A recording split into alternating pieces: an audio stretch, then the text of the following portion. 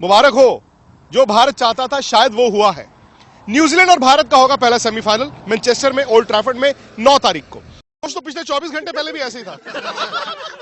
नहीं, इनका जोश नीचे नहीं आया। आज सिर्फ एक अफसोस रह जाएगा कि रोहित शर्मा डबल सेंचुरी नहीं बना पाएगा, क्योंकि न्यूजीलैंड ने इतना स्कोर ही नहीं, एनर्जी फुल है, डबल सेंचुरी नहीं मार पाएगा, लेकिन सेंचुरी फिर भी है। रोहित शर्मा आज भी पूरे 6 सेंचुरी। यार रोहित शर्मा होना कितना मुश्किल हो गया श्वेता, कि मतलब लोग 50-100 की बात ही नहीं करते, 200 की बात ही करते हैं।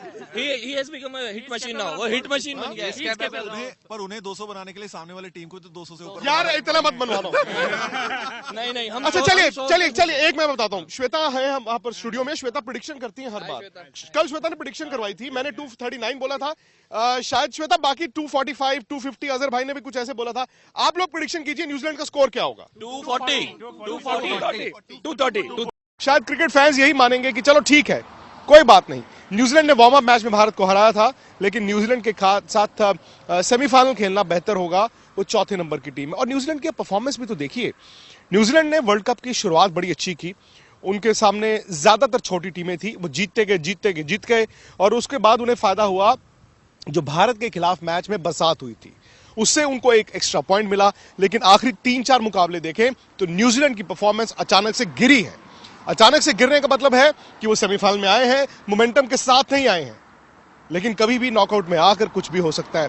न्यूजीलैंड ने पिछला वर्ल्ड कप का फाइनल खेला था, अक्सर आईसीसी टूर्नामेंट्स में अच्छा करते हैं, लेकिन अगर आमने सामने रखें आप चारों टीमों को तो फिलहाल ये आंकड़े भी बताते हैं, मौजूदा फॉर्म भी बताता है और प्लेयर वर्सेस प्लेयर भी बताता है कि शायद न्यूजीलैंड सबसे हल्की टीम है। तो पता नहीं, अगर आप सेमीफाइनल में आके 4 टीमें देखते, उस वक्त करंट फॉर्म देखते, तो शायद चौथी टीम पाकिस्तान थी।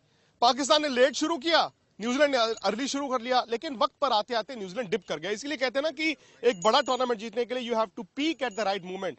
न्यूजीलैंड पीक नहीं कर रहा है। लेकिन श्वेता फिर वही बात की 2015 में न्यूजीलैंड की हमेशा ताकत क्या थी, वो एक टीम हुआ करती थी, कभी इंडिविजुअल खिलाड़ियों पर ही नहीं थी। हाँ, ब्रेंडन मैकलम उसके कप्तान थे, उन्होंने शानदार बैटिंग की, कप्तानी की, वो केन विलियमसन भी कर रहे हैं।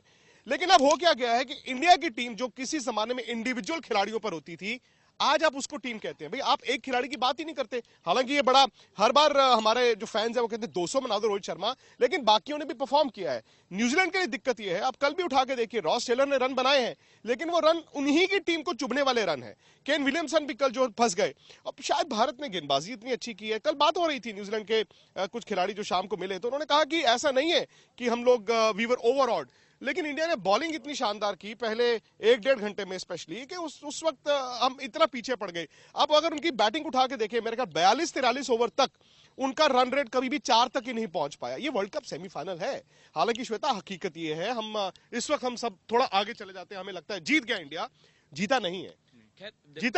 आपको भी अभी 235 240 45 रन बनाने हों। 240 250 का टारगेट भी इफ यू आर चेजिंग, तो इंडिया के लिए 240 250 देखा जाए तो ज्यादा बड़ा नहीं है। लेकिन क्योंकि बिग गेम है, सेमीफाइनल है, क्योंकि वो सोच की बात है। ये हमने देखा था न्यूजीलैंड की बैटिंग में भी। प्रेशर जो है वो उसको 300 तक ले जाएगा, तो मेरे को लगता है कि इंडिया को संभल के बैटिंग करनी है। नहीं, ये India will win by 10 wickets. India will win by 10 wickets.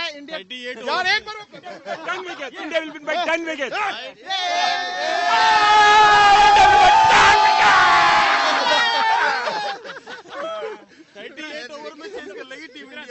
हमारा ट्रेन बुकिंग था अभी इधर। शाम को मुझे याद है आपने कहा था कि यार इससे अच्छा क्या हो सकता है, लेकिन बिल्कुल आज तो मतलब ये डिजास्टर है। तो ये स्पोर्ट की अनसर्टेनिटी होती है और कोई भी चीज़ गारंटीड नहीं होती। कि अगर कल शाम को ये सवाल किया जाता कि कैसे दिन था, 211 ही रन बनाए उन्होंने, 46.2 46.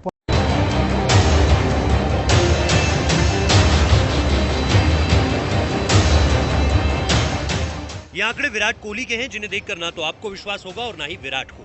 लेकिन हकीकत यही है, लगभग हर मैच में विराट के बल्ले से रनों की गूंज सुनाई पड़ती है, लेकिन नॉकआउट मैच में विराट का बल्ला एकदम शांत रहता है। आप जानकर हैरान होंगे कि वर्ल्ड कप के नॉकआउट मुकाबलों में रन मशीन कोहली के बल्ले को शतक तो दूर, एक अर्धशतक भी नसीब नहीं हुआ। विराट ने अब तक वर्ल्ड कप के 6 नॉकआउट मैच खेले हैं और रन बनाए हैं सिर्फ 73। इस दौरान विराट एक बार भी 40 का आंकड़ा पार नहीं कर पाए। अगर इन आंकड़ों को और बारीकी से देखा जाए तो 2011 में विराट ने 3 नॉकआउट मैच खेले और कुल 68 रन बनाए। उसके बाद विराट ने 2015 वर्ल्ड कप में 2 और अब इस वर्ल्ड कप में 1 नॉकआउट मैच खेला। इन तीनों मुकाबलों में विराट के बल्ले से सिर्फ और सिर्फ 5 रन निकले हैं। जी हां, सिर्फ 5 रन। और हां, विराट के अगर पूरे ओडीआई करियर की बल्लेबाजी औसत को देखा जाए तो वो 59.40 की है, लेकिन वर्ल्ड कप के नॉकआउट मुकाबलों में विराट का यह औसत घटकर 12.16 का हो जाता है। ये आंकड़े विराट की प्रकृति से एकदम विपरीत हैं, लेकिन सही है। Personally, how disappointing has it been for you? Not just this, but not having scored that in the knockout matches in the world tournaments. Yeah, it's very disappointing. Not turning up when the team wanted me to. Obviously, it feels bad. जब विराट का नाम आता है तो सभी के जहन में एक चीज आती है और वो है रनों का अंबार। इस विश्व कप में विराट के बल्ले से रन तो निकले, लेकिन बतौर कप्तान विश्व कप में उनके पहले शतक का इंतजार अधूरा रह गया। साथ ही अधूरा रह गया टीम इंडिया के तीसरी बार वर्ल्ड चैंपियन बनने का सपना। टूर्नामेंट्स की तरफ आता हूं, जब वर्ल्ड चैंपियन बनने आए हैं तो फिर आपको प्लान ए बी सी तो तैयार करना ही है।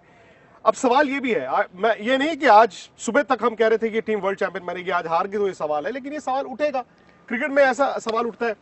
वर्ल्ड T20 2014 फाइनल में ये टीम हारी, 2016 सेमीफाइनल में ये टीम हारी, वर्ल्ड कप सेमीफाइनल में टीम हारी, चैंपियंस ट्रॉफी फाइनल में टीम हारी, आज सेमीफाइनल में। लोग कह रहे हैं हो क्या गया है, आप वो थ्रेशोल्ड अब क्यों नहीं पार कर पा रहे हैं?